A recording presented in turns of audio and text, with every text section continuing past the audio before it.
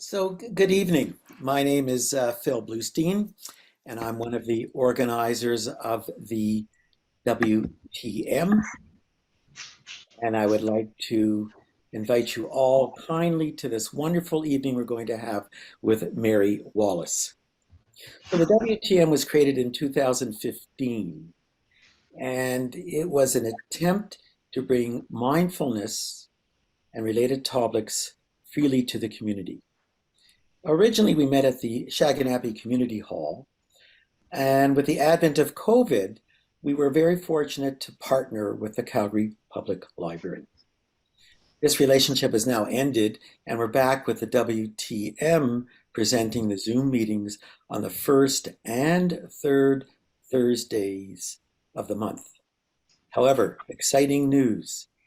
April the 6th, we are going to start a hybrid Zoom and in-person meetings at the Shaganappi Hall again. So we are looking forward to this with great excitement to see all our familiar faces and all our new faces. So this is very exciting. April 6th, we will meet in person at the Shaganappi Community Hall.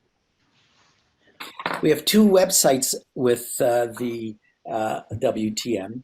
We have one called www.thebreathproject.org, and that has animated videos and multiple interviews with experienced practitioners as it relates to mindfulness.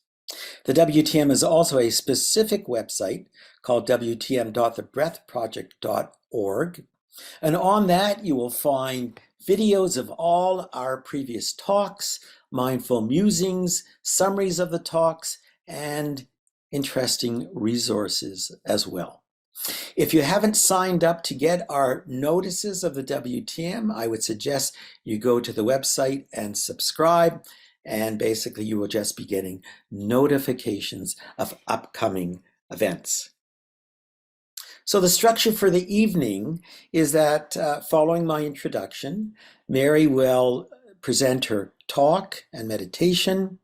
At 8 o'clock, we will then proceed to a question and answer period.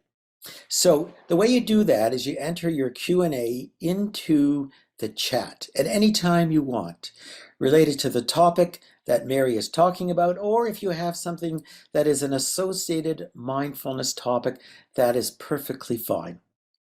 If you'd like to ask your question live, that is possible. Bear in mind, the evening is recorded. Just want to make you aware that these evenings are an educational forum. We're really not here to answer specific personal issues. And the WTM is not a substitute for professional care. So please limit your questions to the topic of the evening. None of us gets paid to do any of this. The only people who get paid is our tech support person. And with the advent now going on April the 6th, we will also have to pay for the Shaganappi Hall rental. So if you feel that in any way these evenings are of value to you, we would greatly acknowledge and accept your donations that can be made to the WTM to allow us to continue presenting these evenings. It can be as small as $5 or whatever you feel is appropriate. Just like to make a territorial acknowledgement, and that I acknowledge the traditional territories of the people of the Treaty 7 region in southern Alberta, which includes the Blackfoot Confederacy, the Tsuut'ina First Nation, and the Stoney Nakoda. And the city of Calgary is also home to the Métis Nation of Alberta, Region 3. So what's coming up?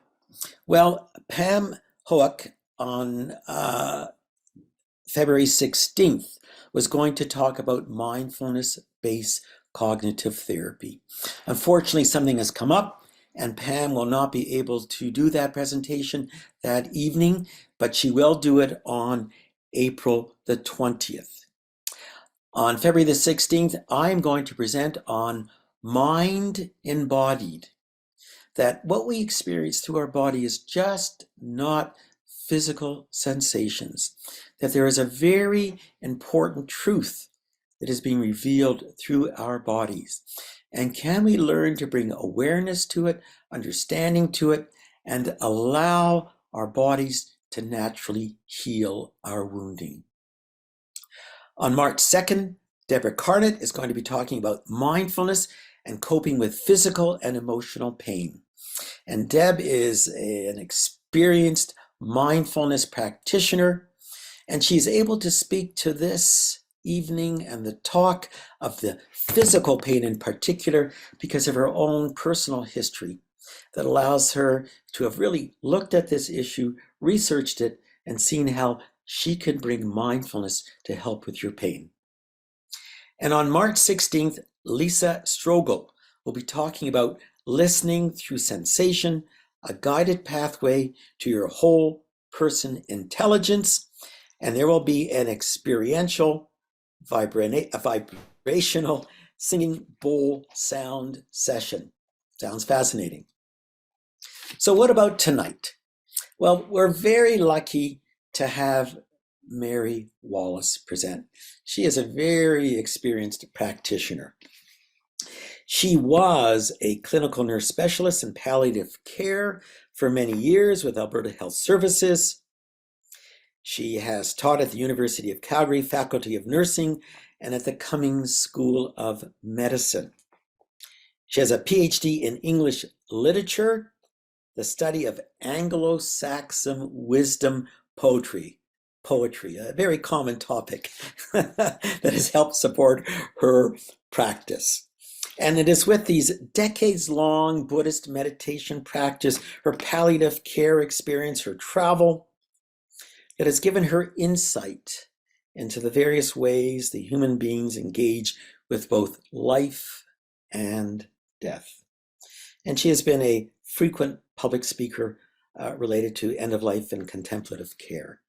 So I think we can see that Mary has a tremendous expertise and that she will have a lot to share with us this evening. And the topic is, why do we meditate? It's a very interesting one that we don't often look how our practice evolves over time. We all start off, is it just to increase our attention, our awareness, to relieve stress, ethical behavior, contemplative practice, achieve enlightenment? So Mary is going to share with us how our practice evolves over time as we deepen our understanding of what we're doing. And so with that, I'd love to turn the evening over to Mary. Thank you very much. Thank you very much, Phil. It was a nice introduction. I just discovered I'm on the wrong page here. Let me just pull up. There we go. I'm very glad to be here, everybody. I was hoping that we could do this in person, but maybe the next time we'll be able to actually see each other. I know there's a few people in the audience who I know, and many others who I probably don't, but I'm very happy to welcome you all to this talk, and thank you very much for the opportunity to do this. I've had a meditation practice for a long time. It has not always been consistent, but it has persisted. And lately, I've been thinking back on why I started meditating in the first place, and more importantly, why do I continue? What's changed? What hasn't? Why, after all these years, do some things keep coming up? What keeps me going? And do my reasons for practicing now have anything to do with why I began meditating 45 years ago? In thinking about this, I've begun to speculate that the experience of meditation itself over time transforms the reasons that we continue to meditate.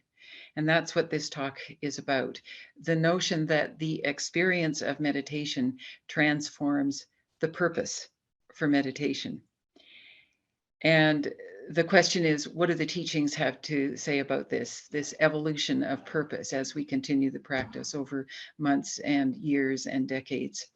And it turns out that the teachings have quite a lot to say about this. So I hope what I have to say tonight is useful, helpful to you. I may or may not be saying anything that you don't already know, but perhaps I can reframe it so that it takes on a bit more depth or meaning or relevance to you and your practice. I'm going to be drawing mainly from teachings that come out of the Buddhist tradition, but because, as Phil mentioned, I have a background in medieval studies, I have a pretty good grasp of the Christian contemplative tradition from the Middle Ages. So for fun, I'll be pulling in some examples from the world of the medieval mystics, just to add a little texture, a few points of comparison. And I'm going to start off actually with an anecdote from the various early moments of that Western tradition, just to give us a place to begin. Many of you have at least heard of the great Christian theologian, St. Augustine, and some of you may have heard me tell this story before. It's one that I quite enjoy thinking about. Augustine died in 430 AD in Carthage, just at the time that Rome was falling. The barbarians were at the door.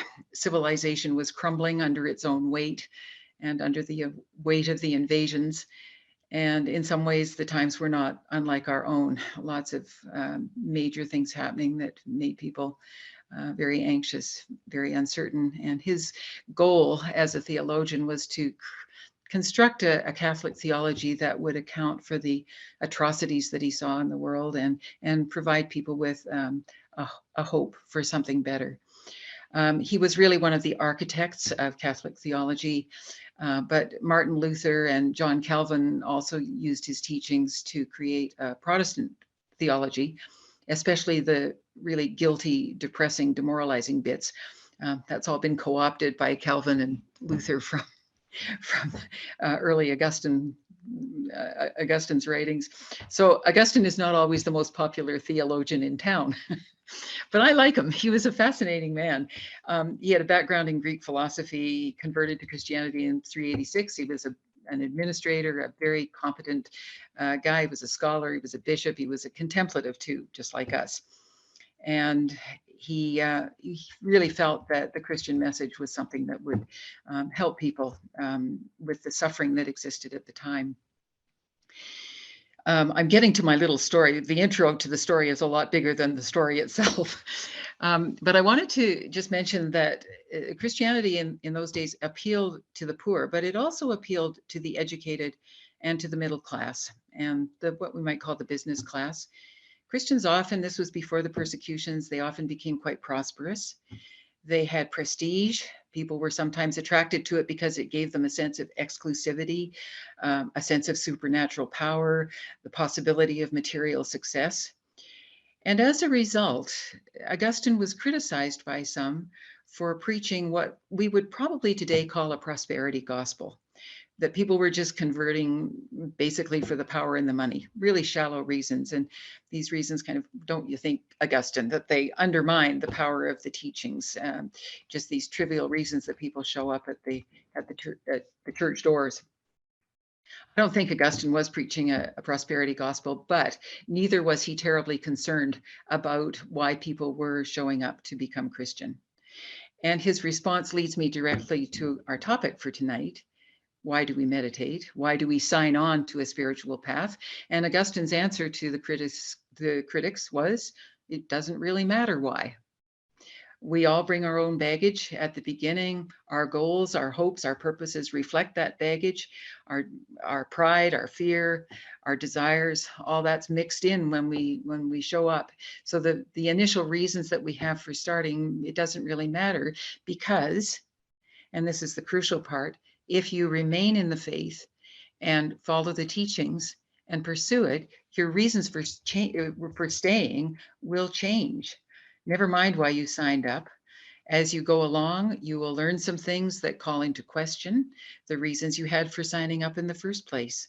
And as you go deeper into what the faith means, see how it transforms you, you will discover unexpected benefits, and your original reasons for signing up will fade away. And Augustine had a lot of faith in what he was teaching because he felt that it had its own transformative power no matter why you joined. In other words, he was saying that experience transforms purpose.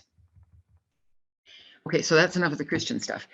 1,500 years later, Joseph Goldstein, who is well known to probably everybody in the group tonight, co-founder of Insight Meditation Society, one of our leading contemporary Buddhist teachers worldwide, really, a very important teacher for me.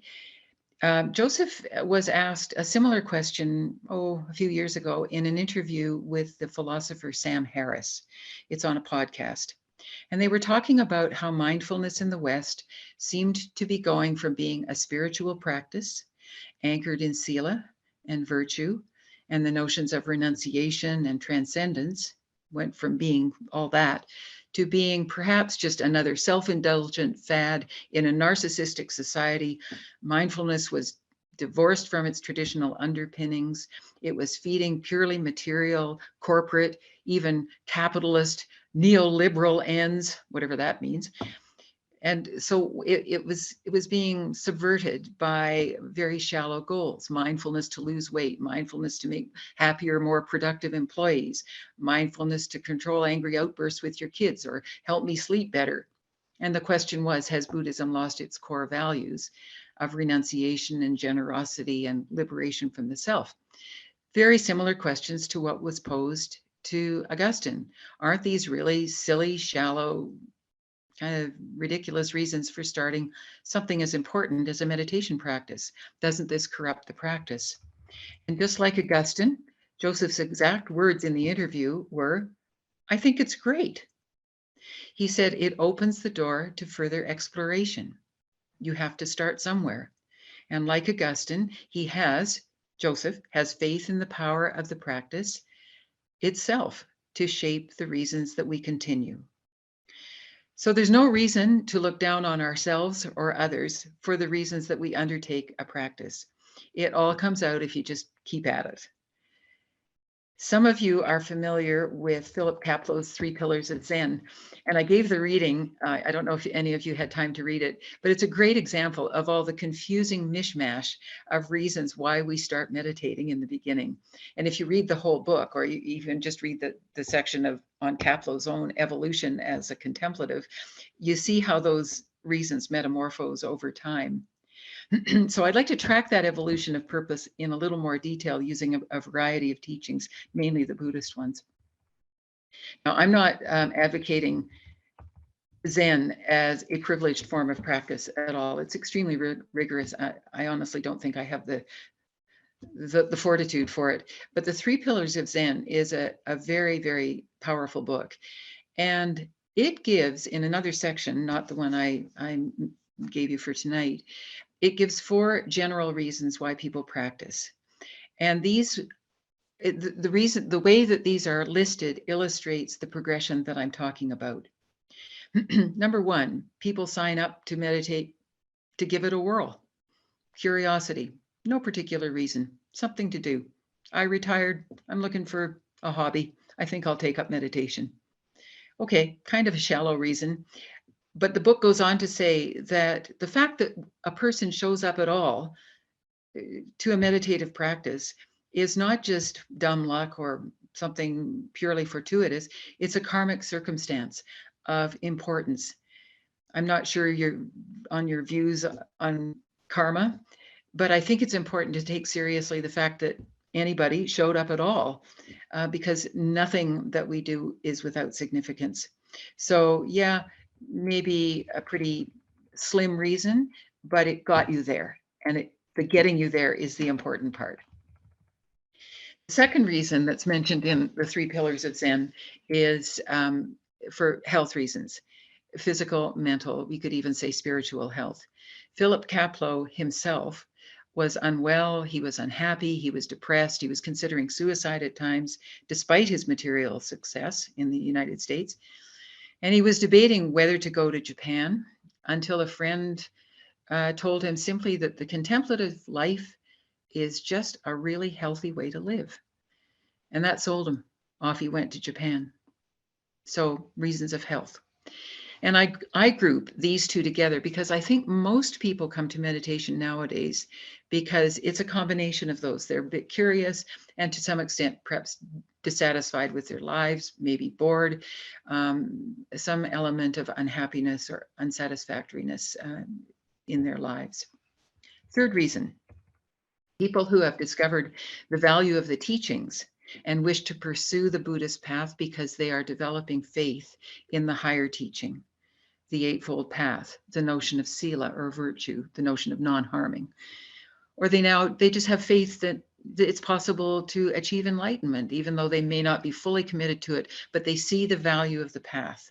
So those previous two reasons kind of take the background, and the wish to pursue a stricter path with different purposes becomes more foregrounded. And finally, there are those, this is number 4, there are those who have a strong determination to push on towards enlightenment. This is basically stream entry, not for everybody. Indeed, the Buddha's teaching was really not for people in the monasteries. It was for everyday people. And he knew perfectly well, not everybody was going to take up robes and shave their heads and grab an alms bowl. His teaching was for people like us, for everybody. But it included monastics as well, of course.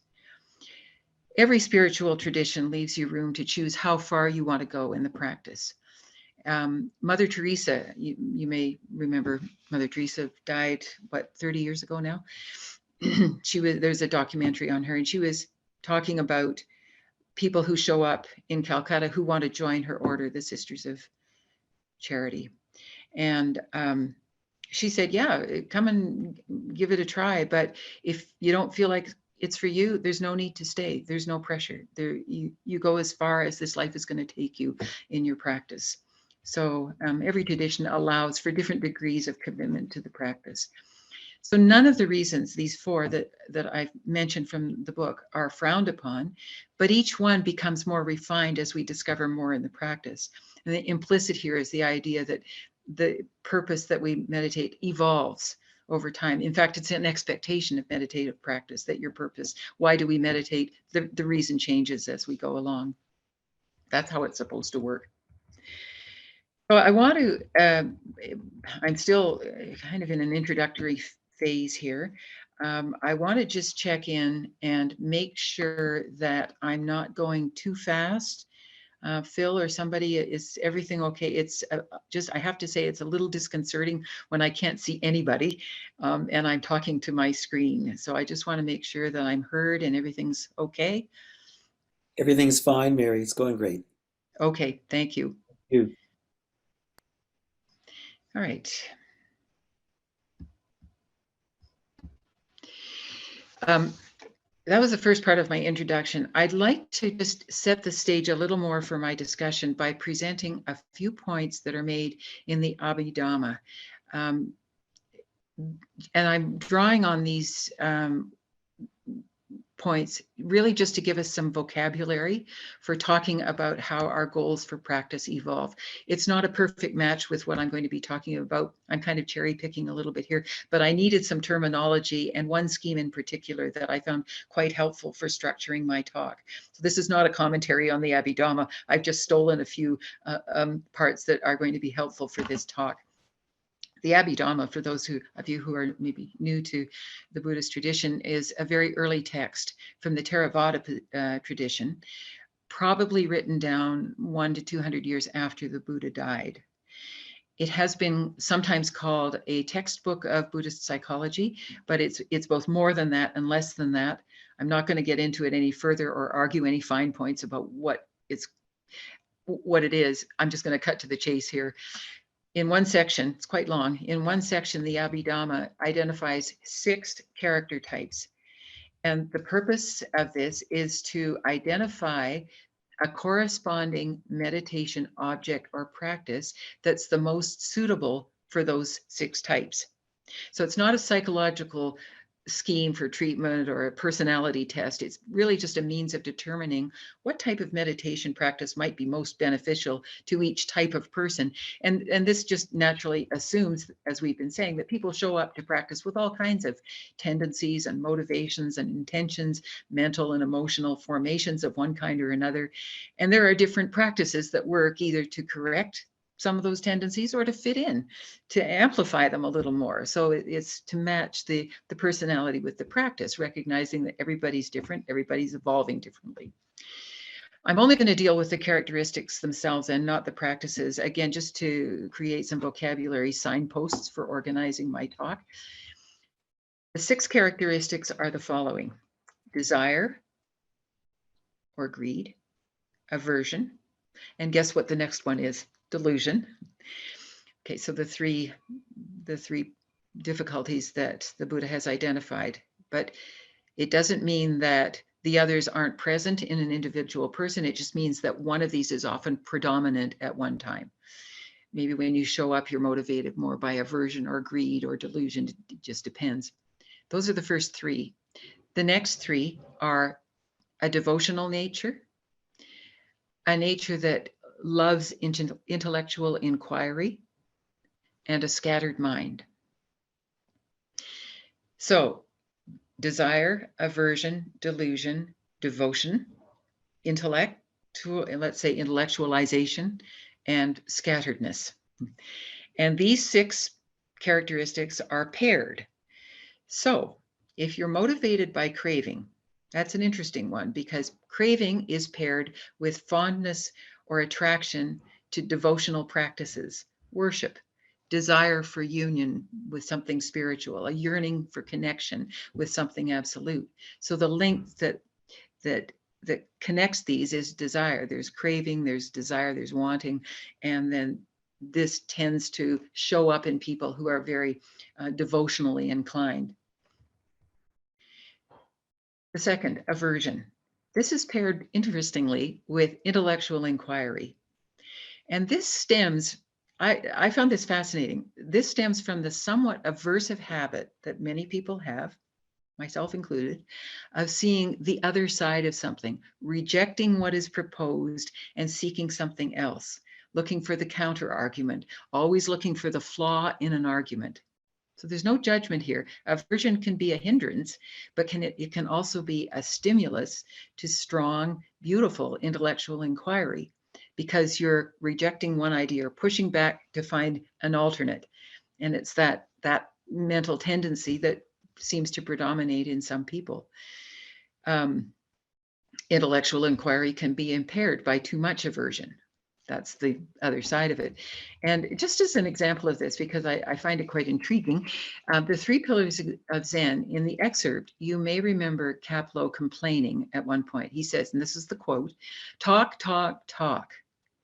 Some of these Zen men are curiously verbose for a teaching that boasts of mind-to-mind transmission and an abhorrence of concepts.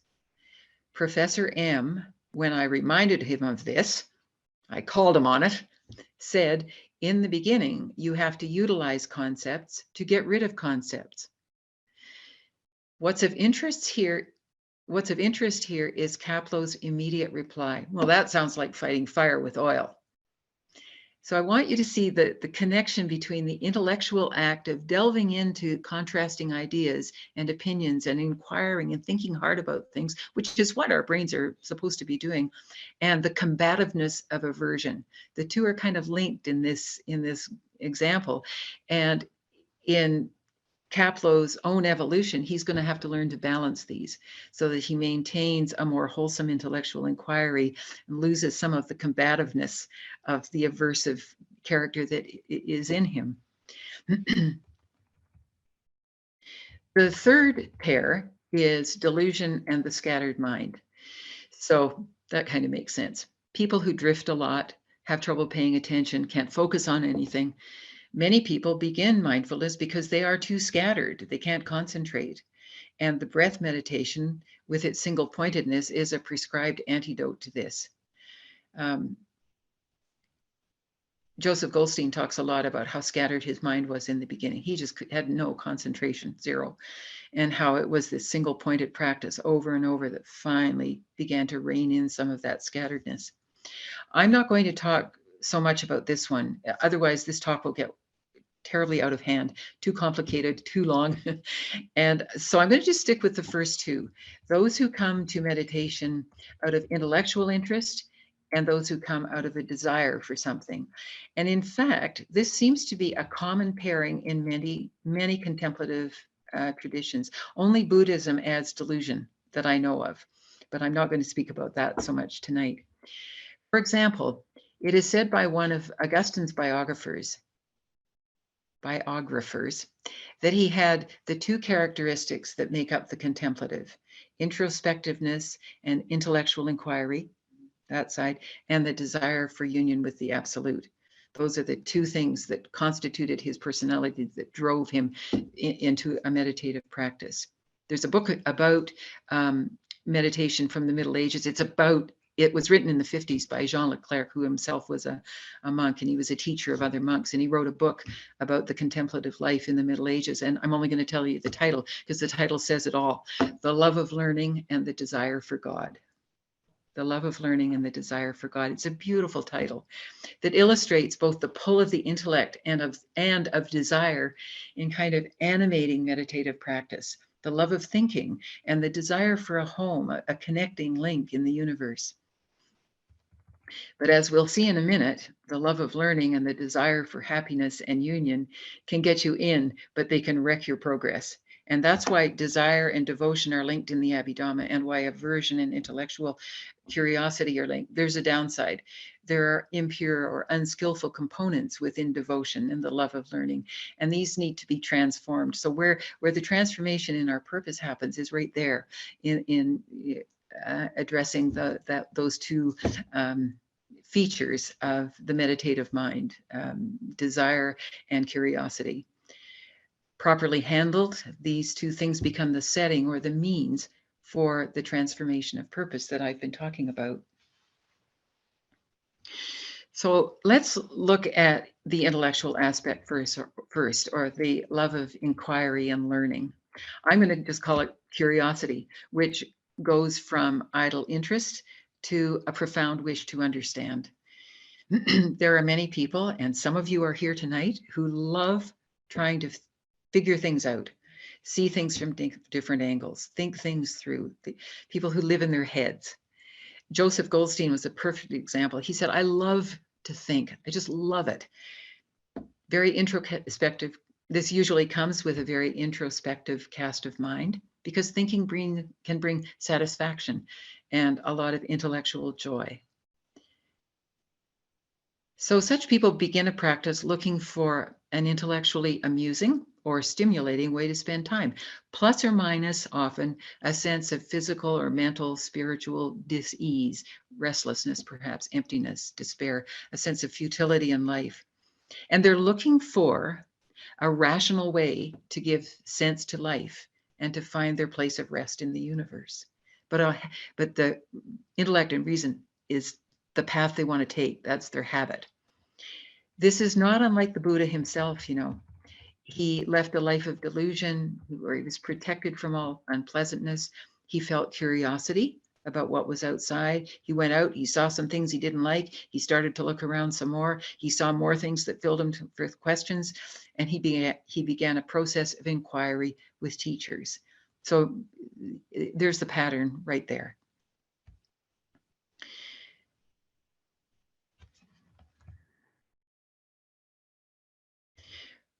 Some people who will begin a meditative practice for these reasons, they will quickly say, this is not for me. It's too painful. There's too much aversion. I'm bored. I can't stand how my body feels when I meditate. This isn't the right thing for me. And off they go. But for many others, this is the start of the path. Curiosity about what is observed and a sense that it's not right and wanting to figure it out.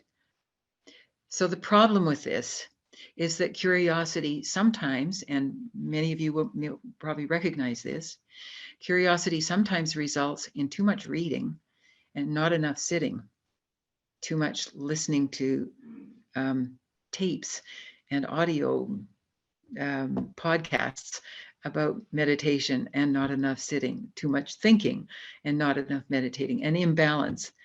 And Joseph, in one of his lectures, he told this story about how he was in India, I think it was, and he was sitting on his cushion, thinking and thinking for days on end, having a wonderful time, just thinking about everything. And finally, he kind of came to and he said to himself, am I just going to sit here thinking forever, or am I going to be liberated?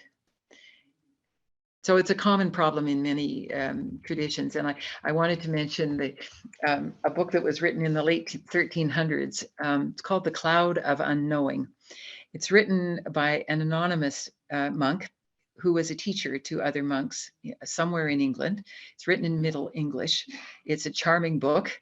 I'm sure many of you pore over it over your breakfast coffee. The diction is very difficult, but he is a character. If you can get through it, I'm sure he would be. I was trying to think who he might be like these days, but very relatable guy. People who squirm when they meditate drive him nuts, and he makes no bones about that.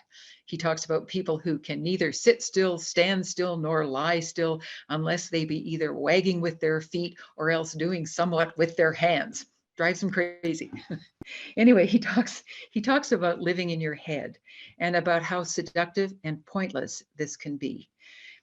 And I'll just quote this short bit from his book. He talks about the unfortunate state of those theoretical mystics, theoretical as in your head, who, swollen with pride and with curiosity of much clergy, that means of much study, and letterly cunning, miss that treasure which is never got by study, but all only by grace. Here's a lovely way of expressing it. What is being referred to here is the error of those who believe they can think their way to salvation. I think Zen Mind, Beginner Mind, that wonderful book, says it best. All thoughts are garbage. Sometimes that's the best thing you can tell yourself when you're getting really caught up in your thinking. So we need to step out of the thought stream and into a reality that is not represented in the symbols of language or discursive thought or learning. And Joseph Goldstein calls it going from being lost in thought to being aware of thoughts passing through the mind as an ever-changing phenomenon. And that's where the transformation happens, in that moment of waking up to that, when that realizing that I was lost in thought. The moment you realize that the thinking mind that brought you here is no longer needed so much. You need concepts at first, but then you need to get rid of them. So releasing our attachment to thought, letting go of thought, has been described as living in the gap between thoughts. Or another way I find a little more congenial for myself is recognizing that there's a quiet background behind thoughts. So if we examine thinking long enough, we discover that there are spaces between thoughts, or there's a space behind the thoughts. And that's where we can explore and apprehend a reality outside thought. And that is what is called, in the text I just referred to from the late 1300s, that's the cloud of unknowing. The place where you literally don't know. There is no thought. So the motivation shifts from, can I figure this out, to can I let thought arise and pass away without clinging to it and stay in awareness of the gap. It's very hard to do this. But one way is to simply ask the question, what is my mind doing? At which point you notice mental formations flowing through, and you notice your tendency to cling or grasp onto them, especially the intriguing ones, and to start the process of what is called in Buddhist terminology, papancha, the proliferation of thought. Papancha, the proliferation of an illusion or an obsession. You get going. It can be something as simple as your shopping list, or it can be something that you said to your mother when you were 5 years old that caused endless problems for you. So you can get going on these things, and that is papancha, but you can begin to notice the mind's moving into that grasping state. So just asking yourself, what is my mind doing in this moment, forces you to observe the mind as an object, and that creates some distance from its activities. Joseph also suggests, what effect do certain thoughts have on my mind? This is a really good habit to ask. What's the effect of this kind of thinking that I'm doing? In the example that I provided earlier, you may remember the little bit where Kaplo's talking about what's going on in his head during meditation. And he's telling himself, think only of moo. Yes, moo, moo, moo. Oh, damn it, I've lost it. My excitement about Satori has triggered off hundreds of thoughts, which leaves me dispirited. And the key phrase here, to me, is the last one, which leaves me dispirited. And there's Joseph's question and a sign of progress. What is the effect of how I'm thinking right now? More suffering. So we begin to see the connection between the habit of thought that brought us to meditation, but how it in itself creates suffering.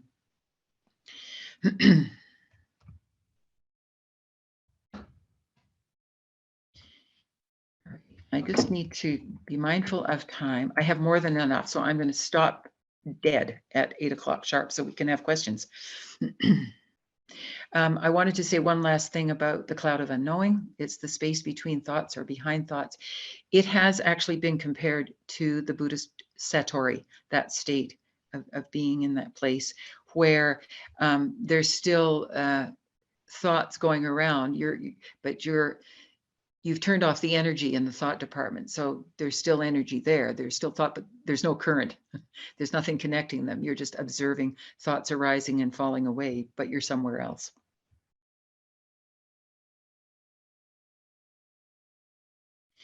I want to just move very briefly to the problem of doubt. This is another way of looking at this problem of the intellect. The meditator who comes with an intellectual mind is always looking for a contrary argument.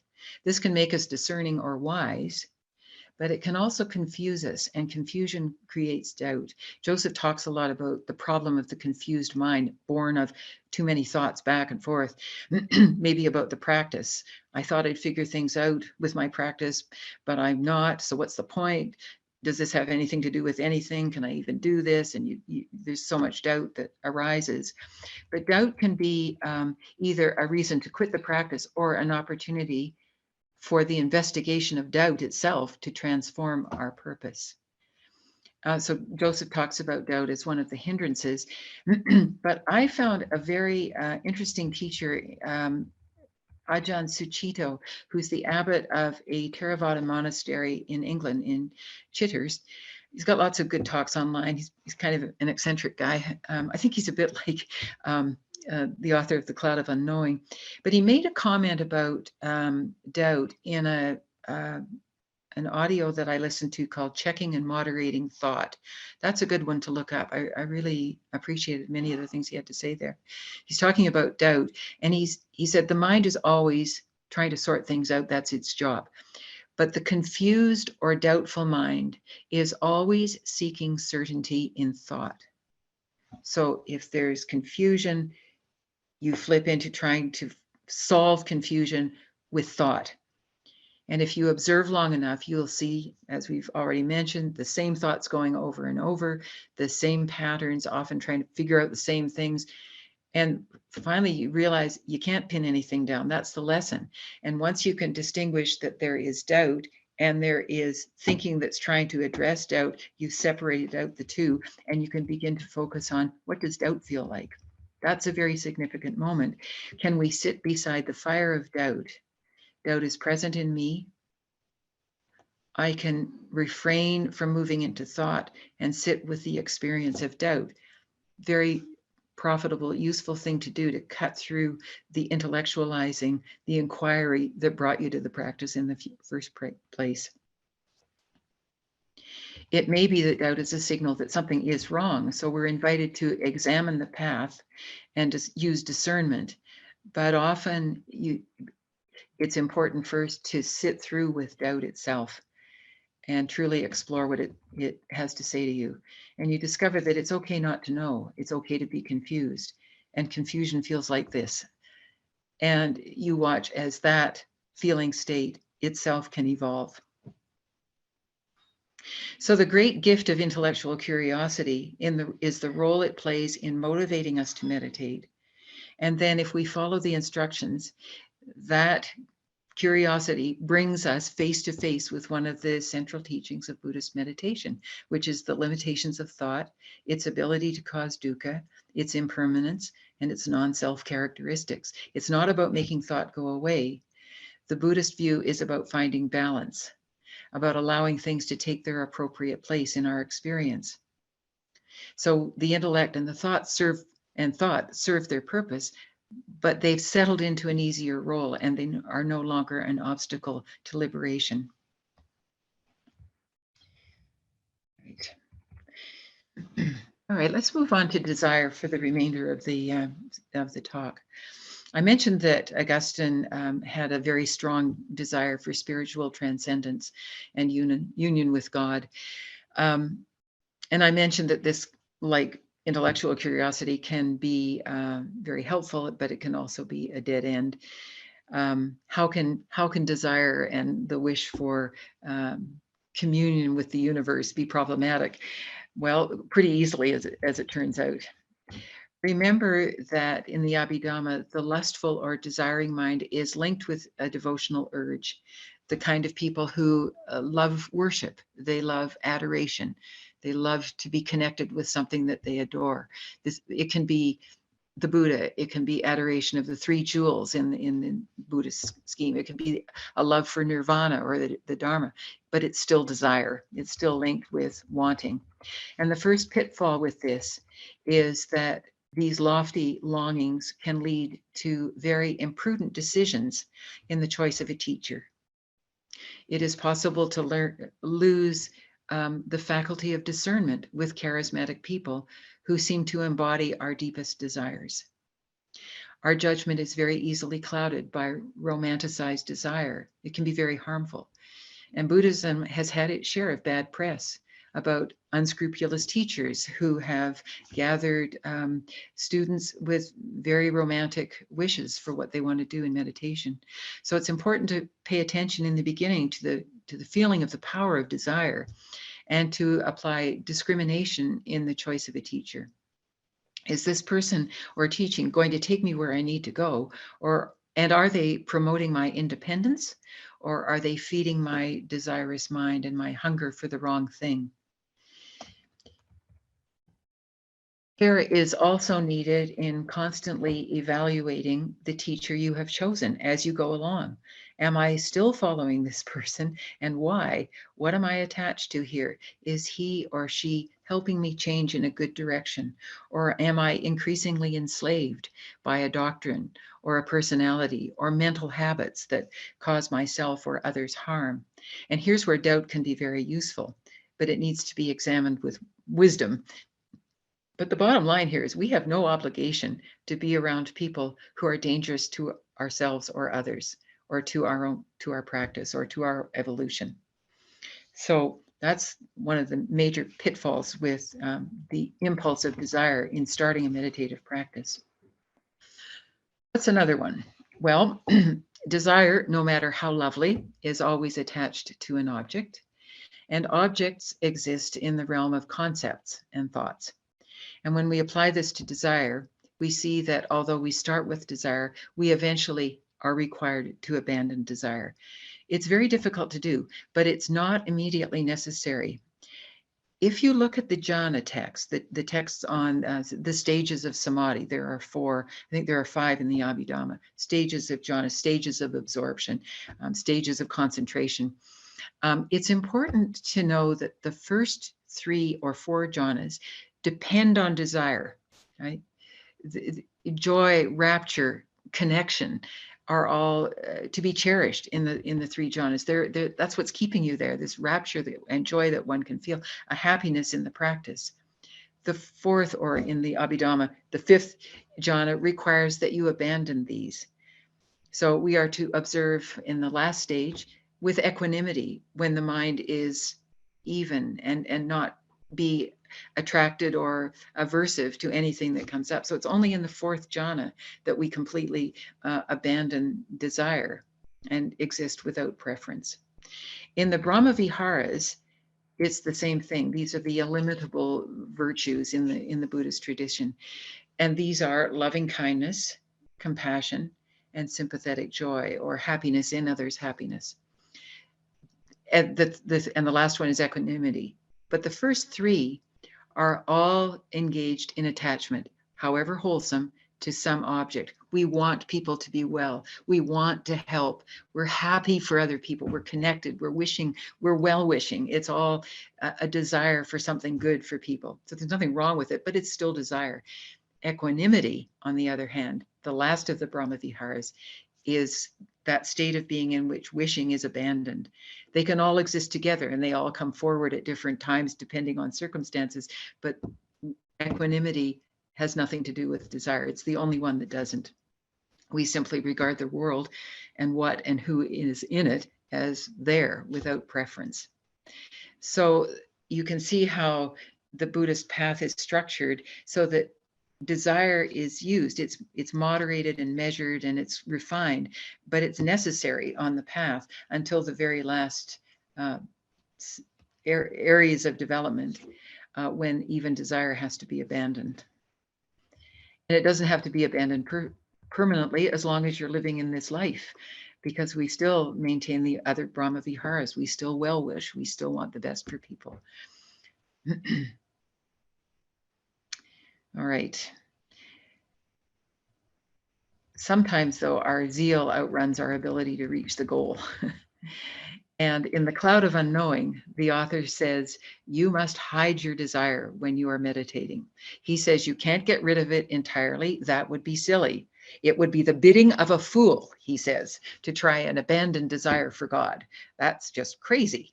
But he talks a lot about why you should hide your desire from God in the process of contemplation. And I'm going to read a bit for you, and you'll see from what I read why I'm not suggesting you read this unless you're really up for a stint of Middle English. And before I read the quote, I'm just going to mention he is equating desire with bodily or earthly needs. So he talks about the body. What he's talking about is the needs, the impulses of the body, the material body. And the word ghostly in this excerpt means spiritual. Ghostly is an older term for the spiritual. So he says, whilst our desire is mingled with any matter of bodiliness, as it is when we stress and strain us in spirit and in body together, that is yearning so hard, so long is it farther from God than it should be. If it were done more devoutly and more listily means prudently, carefully, intentionally, in soberness and in purity and in deepness of spirit. I bid thee to hide it. And why bid I thus? Surely because I would that thou cast it into deepness of spirit, far from any rude mingling of any bodiliness, though which would make it less ghostly and farther from God, inasmuch. And because I wot well, I know well, that ever the more that thy spirit hath of ghostliness, the less it hath of bodiliness, and the nearer it is to God. Gives me goosebumps the way he writes it. So hide your desire for God, or for nirvana, or for enlightenment, or for a good meditation practice. Tuck it away. You don't need to abandon it, because sometimes desire gives us encouragement and strength. But while meditating, you need to take it out of the foreground. And as the Brother Cloud, I call him, says, cast it into deepness of spirit. Even more clearly, the great mystic, also from the Middle Ages, Meister Eckhart, says, don't think about God when you're meditating. Don't even think about how great God is or all his wonderful attributes, because you are just caught up in words about a thing instead of being united with the thing itself. It's a very radical idea, actually, and it's most starkly articulated in the terrible phrase, if you see the Buddha coming along the road, kill him, which I would not do. I'd run over and say hello and introduce myself, ask for some tips.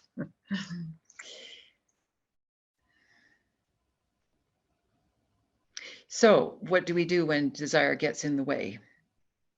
When thoughts, rapturous thoughts and excitement arise, we can make a mental note. Desire feels like this.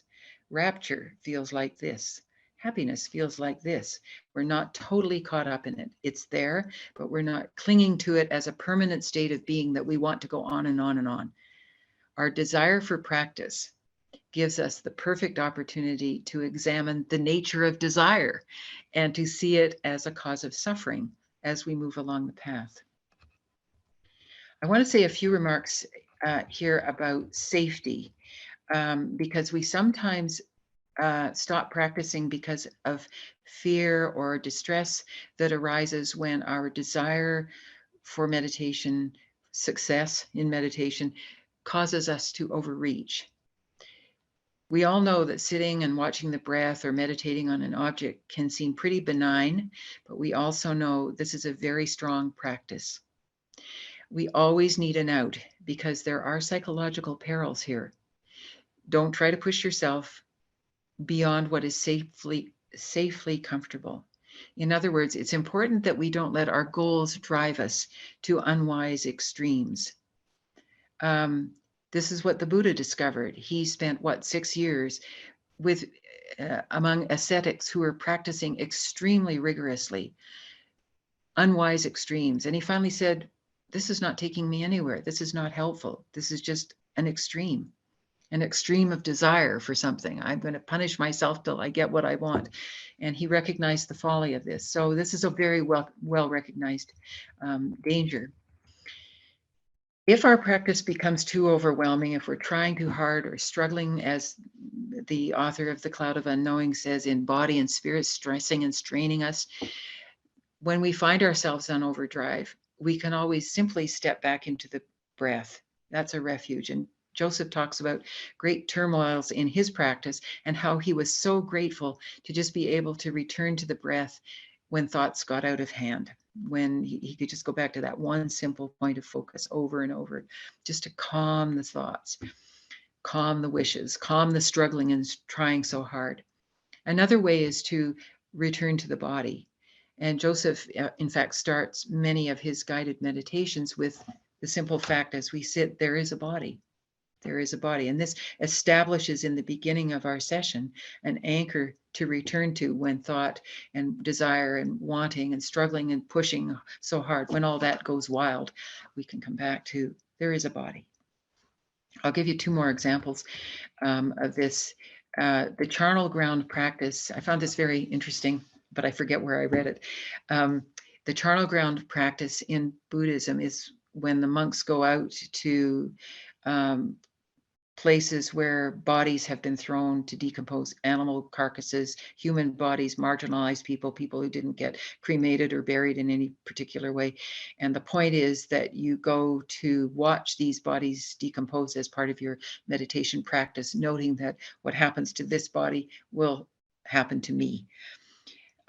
As you can imagine, this is a risky business for those of a more fragile temperament. That would probably include me in the beginning anyway. And so there are certain rules set up about this practice in the monastery. And one is that before you go off to the charnel ground for your 2 hours or 3 hours of watching bodies decompose with flies and maggots, you let people know where you're going. So everybody knows where you are. And as you go to the place, you remember signposts along the way, a tree here, a fence there, the road turns here. So if you freak out in the charnel ground, you know how to get back to the safety of the monastery. So you always have an out for safety. Joseph's example, come back to the body. You have an out. There's always a place where you can return to if you get edgy or anxious, frightened, or it's too much. And you can also quit practicing if it's overwhelming, just for the moment. Just stop that meditation and start again tomorrow when things are a little different. The other example is monastic rules, and this is in every tradition. And when we look at the rules of monasteries from the outside, they're just mind-boggling. Thousands of rules about where you must be and how you must walk and how you pick up your fork and all the structures. And in the Christian tradition, there's all the doctrine that you have to buy into. And so it can appear to be a very rigid, not a very creative environment. But those rules are actually there to provide psychological security and safety. Monasteries are not jails, they're a refuge. And the rules, sometimes, yes, they can get out of hand, but they were there, they were created as a means for containing the mind, for helping people who were struggling psychologically with the demands of the contemplative life. And of course, there are always teachers in these places, people to support you and help you. And this is why I used to think you didn't need a teacher, but I've changed my mind. I think we do need teachers to help us because of some of the psychological perils that can arise. Okay, so it's 8 o'clock, and we have talked about how the motivating factor of intellectual inquiry and thinking can evolve into a recognition of the limits of thought, and how the motivating factor of desire and devotion can show us the nature of desire and how it can both propel us on the path and also hinder union with the thing that is desired. So I hope I've been able to illustrate, using a few examples from different traditions, how our purposes change accordingly as we pay attention to the practice, listen to the teachings, get a little help when we need it, and examine closely why we started in the first place, and ask ourselves, are these unsatisfactory reasons now? Are they dangerous reasons? Are they reasons that need to be developed? What has been accomplished? Is there still a sense of unsatisfactoriness in what I've achieved in my practice? And do I need to let go of some of the things I've been doing and perhaps assume a slightly different variation of the path in order to proceed further and let go of the earlier approaches? So over time, we continually refine our purpose in meditating. Now it's 8:01, so I really need to quit. So I'm going to close my talk. That's how seriously I mean it. And we'll go back to the Q&A. That was absolutely magnificent, Mary. Thank you so much. So, this is an opportunity for everyone to ask their questions in terms of meditation or mindfulness. Please enter them into the chat. And so, while we're waiting for some questions, Mary, I wondered if you might share on a personal level, why did you start meditating? And how has your practice evolved over the years to where are you now in terms of why do you meditate? Yeah, thanks for asking that, because I have, of course, given a lot of thought to that question. I have a few notes. I'm just going to go back into my notes because that question, I kind of anticipated it, actually. Here's, I guess I started meditating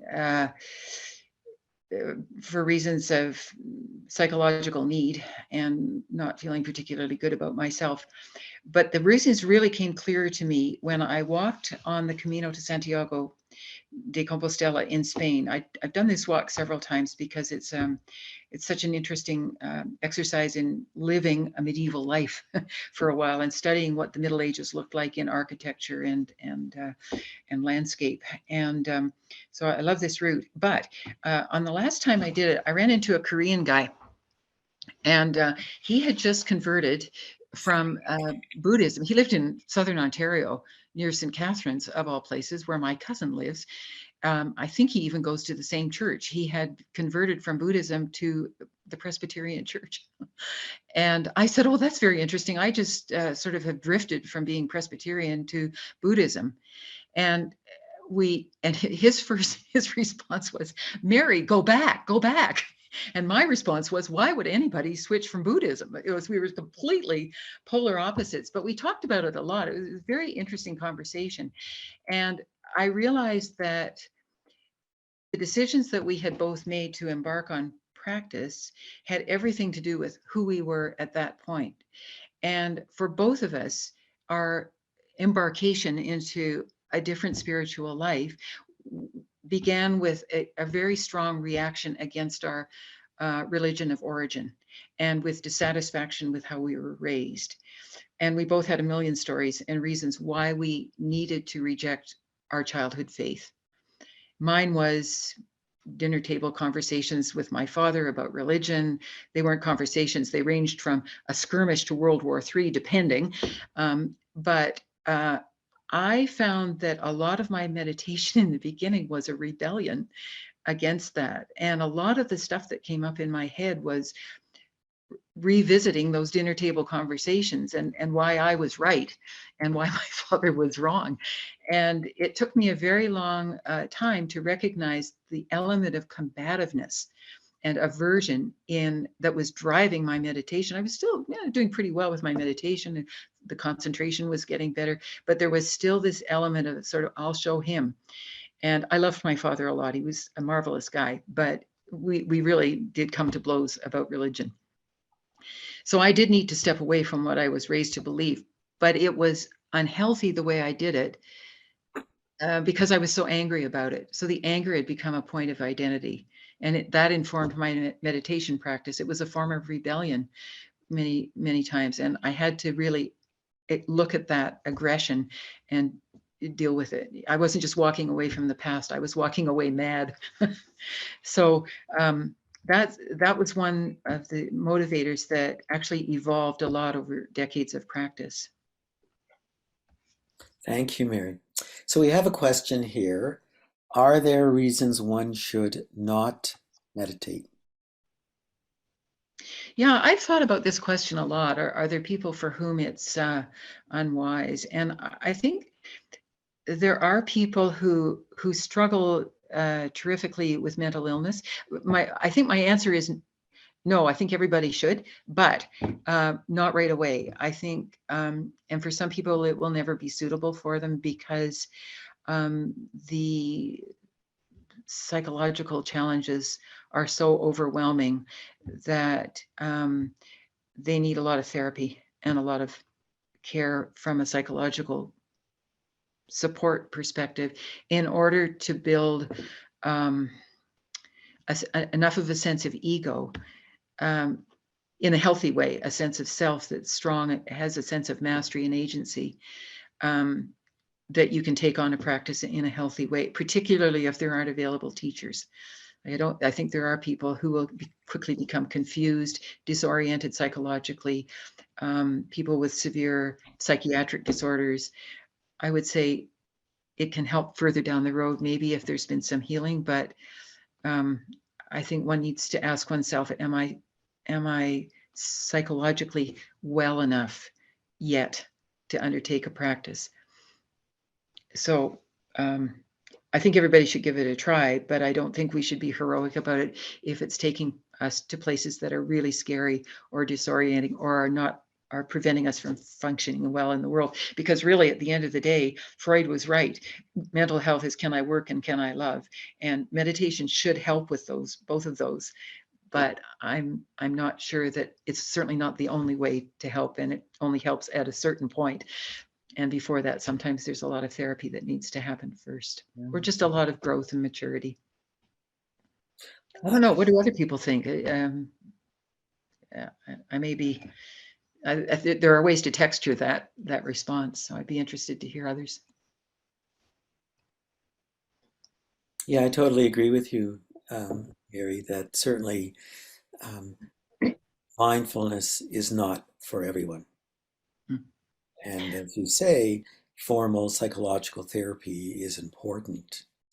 But I wonder if you could get back to another point that you had raised, Mary, about the problems of modern, quote, secular Buddhism. And this relates to why do we meditate? So as we know, mindfulness originated with the Buddhism. And if you go back to the four foundations of mindfulness, the reason why people meditated and did mindfulness was ultimately for ethical and skillful behavior, and ultimately to become enlightened, to eliminate greed, hatred, and delusion. When we look at modern day mindfulness, what is offered is really a very limited view and perspective. It's about being aware That's a very big part of what mindfulness is Yeah. all about. Are you mindfulness of playing tennis? Yeah. And then the other component is because it's therapeutic, it relieves our stress. And so for people to go on to deeper understandings of mindfulness and meditation, it doesn't seem that they are led by current modern secular Buddhist beliefs and programs. It seems like it's really a more of a personal discovery as one goes deeper and deeper. Do you think that modern day Buddhism on mindfulness as it's taught should really outline the fact is that, yeah, this is the potential. Let's not go here to the end, but at least be aware of the fact that there is a roadmap that is more than just being aware. So what Hmm. is the responsibility to move beyond, as it's called, mindfulness? Yeah. Yeah. That's a good term, isn't it? Mindfulness. I'm not sure, Phil, that and maybe others have opinions on this too. I'm not sure that mindfulness was ever something that one undertook for reasons that are as lofty as you say. I think even the Buddha himself, he starts out with questions, and um, he's not in the beginning. I don't think he's saying, "I want to be enlightened." He wants to find out what's going on, and he reaches the zenith of that.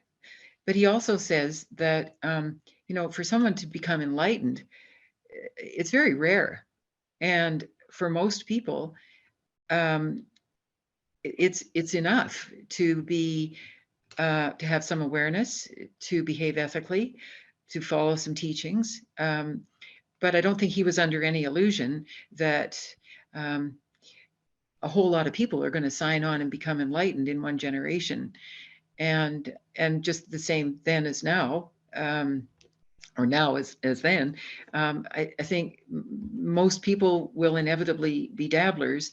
Um, but two things can happen, and one is you don't usually dabble by yourself. If you go to a session on mindfulness, you're going to rub shoulders with people who have gone further than you. So even if you start with a purpose that is very shallow, I just want to play a better game of tennis or focus better when I'm writing my PhD thesis or whatever, or have less stress, you are also going to be rubbing shoulders with people who know it for more than that. And so there are more opportunities. Um, and the other point is one thing always leads to another. And so, yeah, my tennis game got better, but maybe 5 years from now, you're going to hit a challenge and you're going to think back, meditation really helped me with my tennis game. I wonder if it can help me with the problem I'm having with my child, or something where it's helping you more in the outside world to be engaged in a more giving, compassionate way with the world. So the seeds are sown no matter why you start. I think that's sort of the point of my talk. It doesn't matter because the seeds are there, and for many people, the seeds will lie dormant or wither and die. But if you water enough seeds, you'll and have other seeds around that are also growing, you'll get a crop. What do you think, Phil? Have I? I know I agree with you, Mary, but I do believe that there is a responsibility.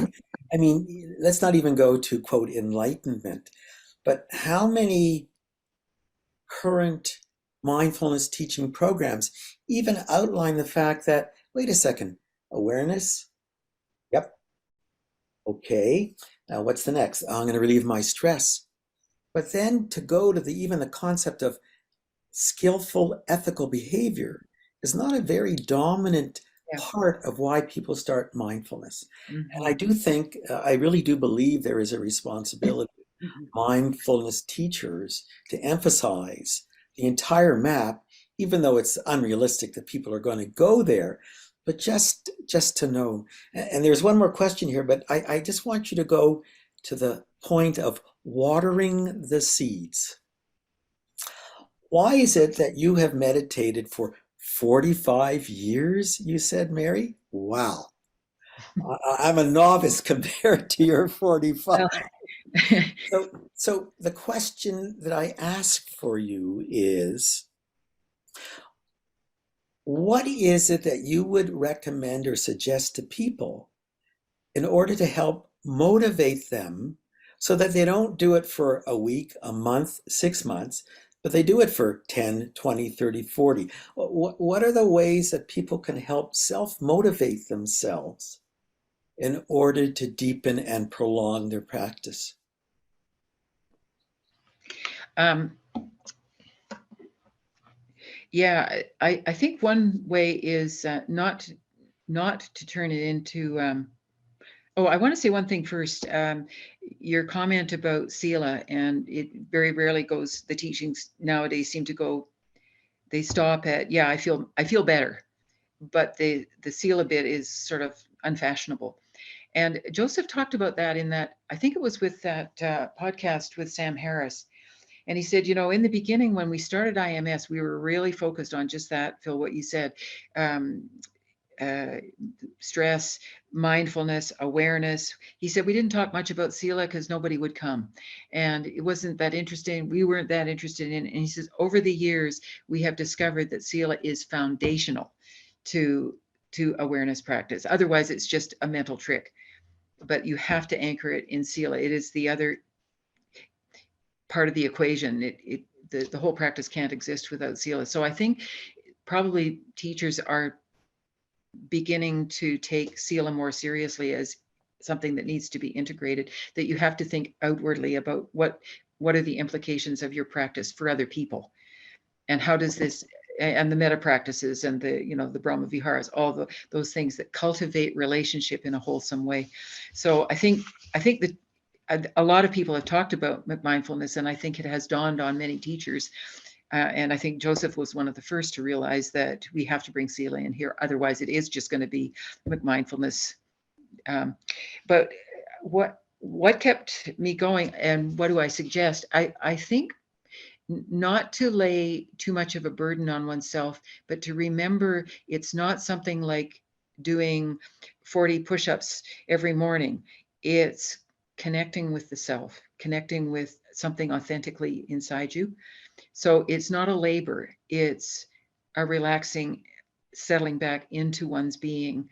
And if you cultivate just thinking about it in that way, can I just be peaceful in myself? And start with that for 2 minutes a day.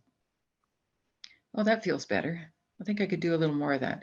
So it reinforces itself because you feel better. So rather than it being one more thing I have to do to fit into my day, I've got, so many things. Now I got to meditate too. That's the kiss of death for meditation, I think. I think it needs to be construed as, in this moment, can I just relax more peacefully into myself? How do I do that? Well, maybe if I learn to breathe with attentiveness, that will help. And maybe, read a couple books, go to a class, talk to a teacher. Don't read too much, but read enough to try it out 5 minutes a day. Maybe miss a day, 5 minutes the next day. But to be very gentle, it's not something that you need to be rigorous about. You need to be rigorous while you're doing it, but you don't need to be flagellating yourself with it. Otherwise, it's just a horrible Yeah, punishment, like everything else. But I think it's connecting with I can the joy inside us. get to your question in a second, your comment in a second, Deb. Thank you. I just wanted to share one thing in terms of, why we meditate. And from myself personally, when I started to meditate, it was because I was an anxious, neurotic individual. And, and Yeah, that's why I still am, but no, not as bad. But yeah, the one thing that and I am not a faith-based individual by any stretch of the imagination, but what evolved in time was a true faith and trust that this practice was going to offer something very valuable. And I think it's important for people who have meditated a long time, or not even that length of a time. But I think it's really important for us to share with the community what have the benefits been to yeah, us. because I think that is really motivating to say, wow, like this is what Mary got out of that. Here's a real person. The practice was of benefit. And just to share for myself, I never was a metta practitioner. And metta means loving kindness, compassion. But I have to honestly say that I think the practice does you. Yeah. That over my years of practice, Yeah. I have developed a tremendous sense, at least I believe for myself, of empathy and compassion for other and for myself that I never had when I started this practice. And I truly believe it is the practice. And it really has helped me become way more grounded, more resilient, less easily provoked, and come back to the baseline. And so I think that I just wanted to share that because for me, that's been invaluable. The faith that this is a practice that has a value, and I can listen to me, I can listen to you, and this is where we can learn. Deb, did you want to make a comment? Well, I do, because I think this part of the conversation links perfectly to the earlier question around, are there people that shouldn't meditate? And when we say, that there may be people who are more likely to be triggered or overwhelmed, but I love how you describe and encourage practice, Mary, because indeed, it's not supposed to be about flagellation.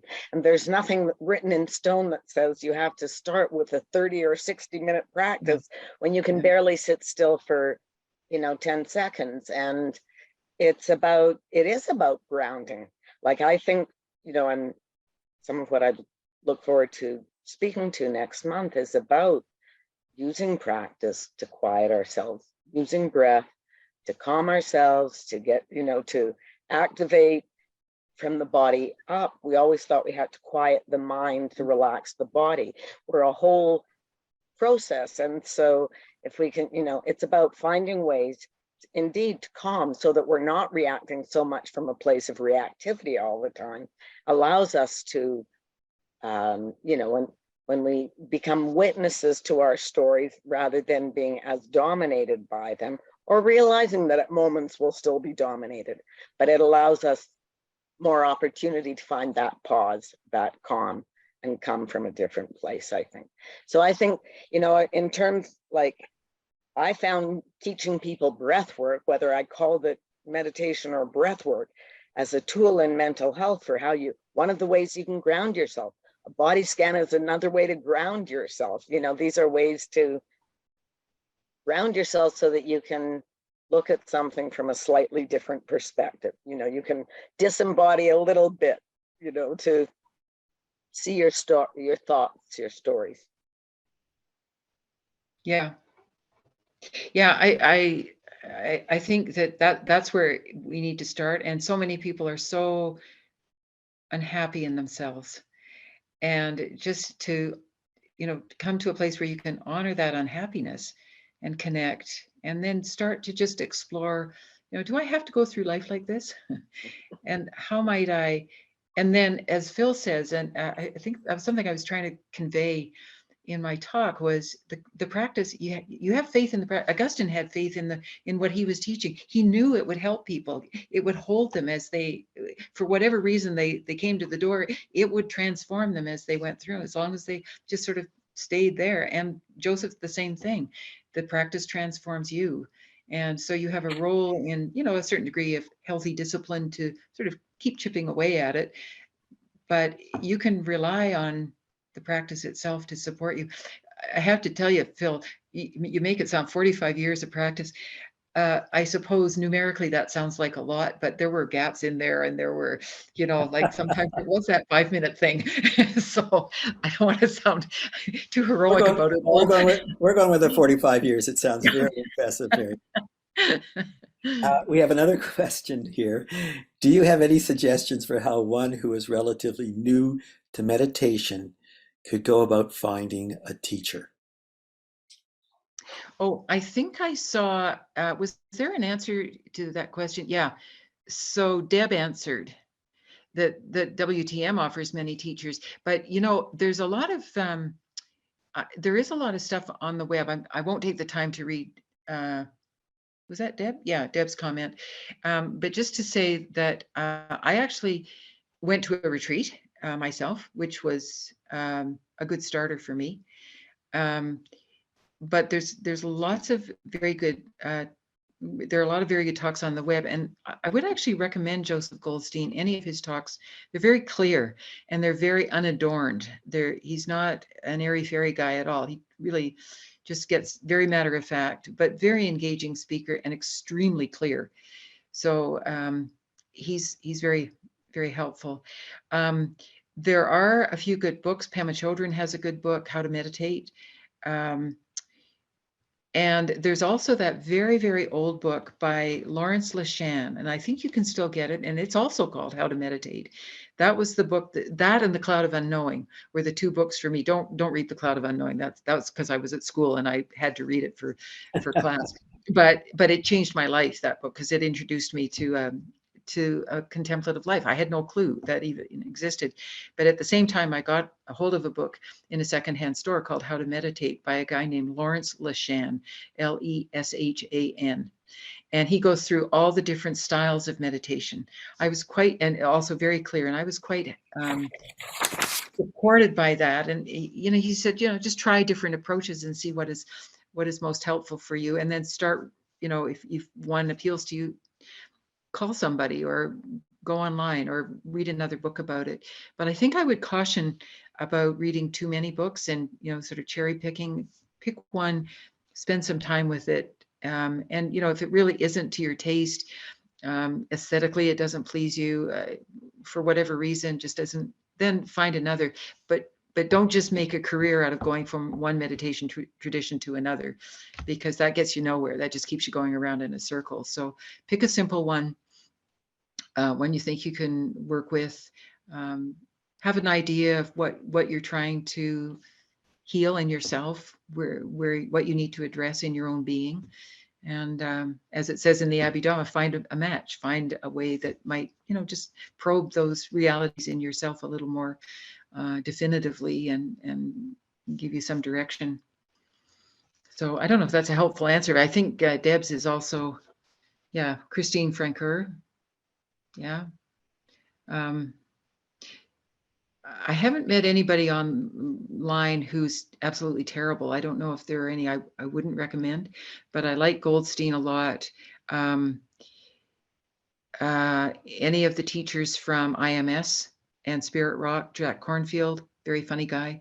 Larry Rosenberg, terrific teacher. If you Google any of his talks, very down to earth, simple but not simplistic. Yeah. Mary, we're going to bring this evening to a close, and I wondered if you could just summarize your wonderful talk and a few important take-home points for our participants. Yes, I will very briefly just recap. I think some of the recap has happened in the Q&A, so I don't want to be terribly repetitive, but I started by saying that there is no wrong reason to start meditating, even the trivial, shallow, narcissistic ones, the neurotic ones. So we don't need to look down our noses at ourselves or others. Let's not do that for whatever motivations people have, even if they are somewhat self-serving, because the fact that they are learning awareness at all is significant. I mentioned the 4 reasons given in the 3 pillars of Zen, and how there is sort of implicit in the Buddhist tradition, but in all other traditions as well, a progression, so that the purpose for meditation is transformed by the practice as you move through the practice. But it is important to adhere to some of the teachings with discernment, have a teacher, have some books at hand to support you so that you're not just drifting. Sometimes we are inspired for intellectual interest. Sometimes we desire a goal. Sometimes we want to find a different identity in ourselves, or we want to get rid of something in the past, or we are identifying with an image of what we want to be in the future. And both of those are quite problematic. And the third is a tendency to find some sort of secure self in the present that assures me that I'm real. And so we fall into a trap there. So I have about a half a minute. I'm going to tell you a joke. It's a good Jewish joke from Larry Rosenberg's talk in 1993 about reasons why we meditate and the pitfalls. And some of you may have heard it. There is the high holidays in the Jewish synagogue, and the chief rabbi comes in, and it's a day of atonement, and so he's bent over, and I am nothing, I am worthless before God, I am nobody, I'm nothing. And the assistant rabbi comes in, he takes up the chant, I'm nothing, I'm nobody, I'm worthless before God, I'm a nobody. And the janitor comes in, and the janitor takes up the chant and says, I'm worthless before God, I'm nothing, I'm nobody, I'm nothing, nothing. And the chief rabbi turns to the assistant rabbi and says, look who thinks he's a nobody.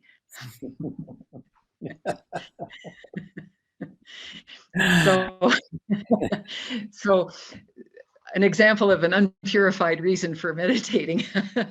But I thought that that might